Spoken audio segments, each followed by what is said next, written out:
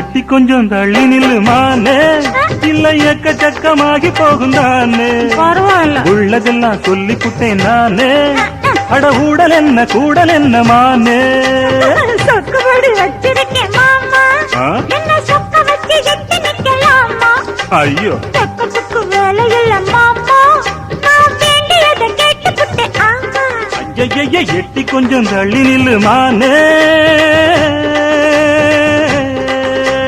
தனியாக நான் படுத்தா தொந்தரவு பண்ணுதையாவோ எனக்கு.